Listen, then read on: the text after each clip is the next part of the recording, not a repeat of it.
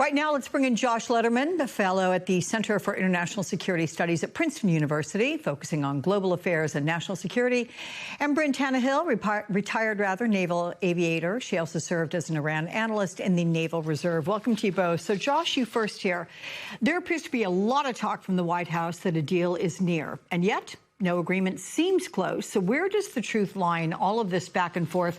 And as I look at what the president posted on Truth Social when he said, also, we have all the cards, they have none.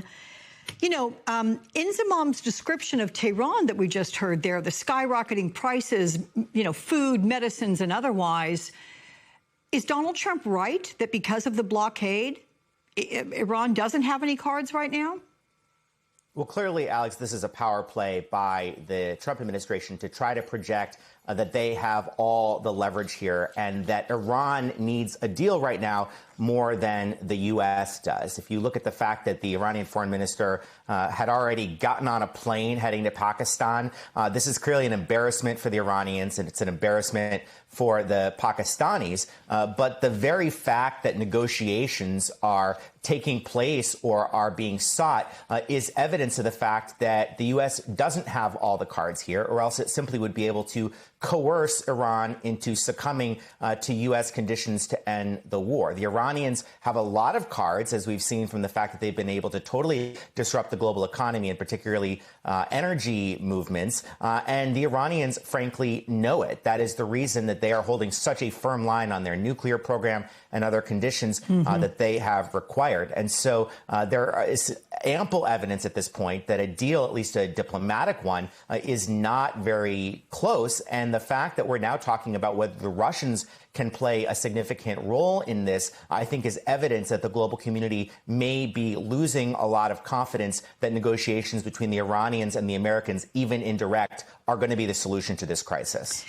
But, Bryn, again, getting back to what the president posted there on Truth Social and the description by Inzamam of what's happening in Tehran, is this something that you could say Iran has the cultural will to stand up as long as it possibly can against the United States? How long would that be, given the description of life inside Iran because of the blockade?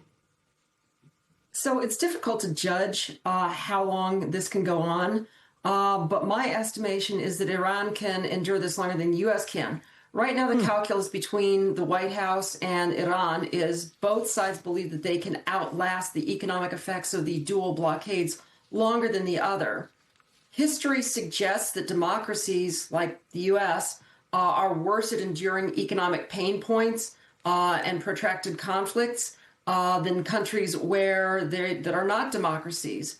In Iran, obviously, they put down the protesters in January in particularly bloody fashion.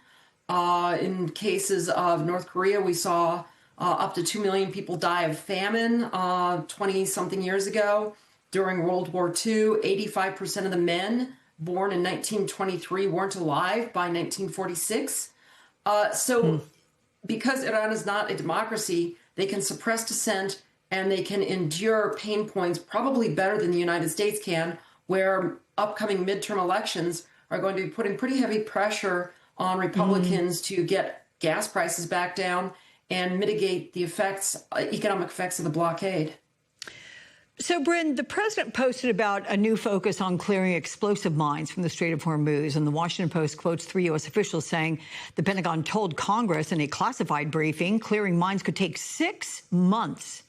Secretary Hegseth yesterday did not deny the report, but said the U.S. will destroy mine-laying boats. So what are the logistics involved in clearing those explosives, and what kind of risks arise with plans to just shoot boats in the strait?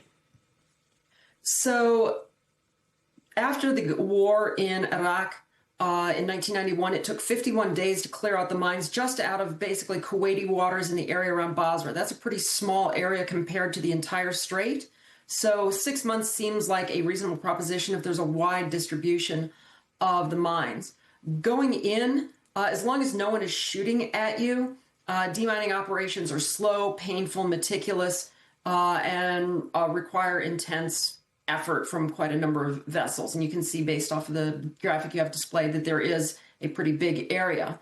Mine clearing when there's active shooting going on is extraordinarily difficult because you have people in small boats in the water using remotely operated vehicles to find mines. You have unarmed minesweepers that aren't particularly fast trying to sweep the mines. And what ends up happening is, honestly, doing mine clearance and mine sweeping operations in the middle of a shooting war is probably impossible given the number of precision-guided munitions that are out there, the Iranian Mosquito Navy, and the fact that they have so many drones that could potentially strike vessels. Wow, sounds precarious, and that's really an understatement. So, Josh, Iran's foreign minister, as you've heard, says he will also visit Moscow in the next few days. 10 days ago, Russia claimed the U.S. had rejected its new offer to take Iran's enriched uranium, like it did as part of the now torn-up JCPOA. At the same time, the Washington Post reports President Trump intends to invite Vladimir Putin to the G20 summit in December. It'll be held at his golf club in Miami. Is there any appetite in the White House for Russia to play a role in a U.S.-Iran peace deal?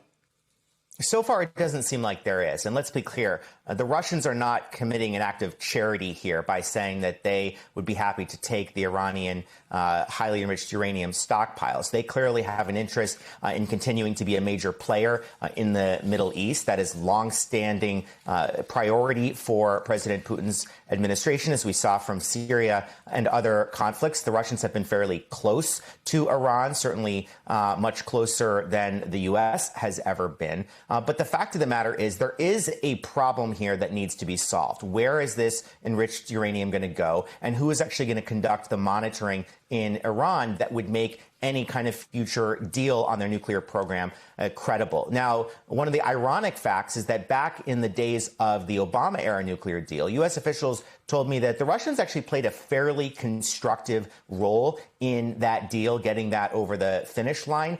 These days, there is even less trust between Russia and the U.S. than there was before, certainly on a broader government level. Whether President Trump is more willing because of his relationship with Putin to try to allow them some role in this, we don't really know. But clearly, it would solve a problem, which is that you have monitoring and verification challenges and really where that material is going to go that has to be addressed before there can really be any deal here. So, Bryn, some analysts say this is morphing into a test of wills, a standoff with no end in sight. We addressed a little bit about the will, the cultural will, the ability to withstand pain and pressure. But if it turns into a battle over time, which side would that favor?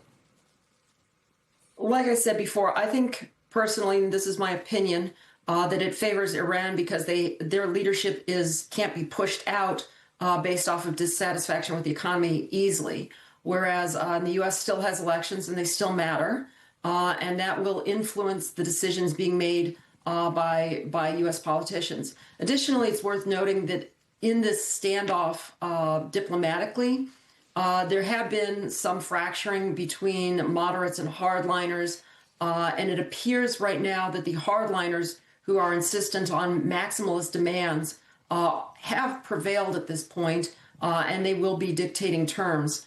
And that leaves the U.S. and Iran even further apart, making any potential deal even further away. Okay. Bryn Tannehill and Josh Lederman, it's good to see you both. Come see me again. Thank you much.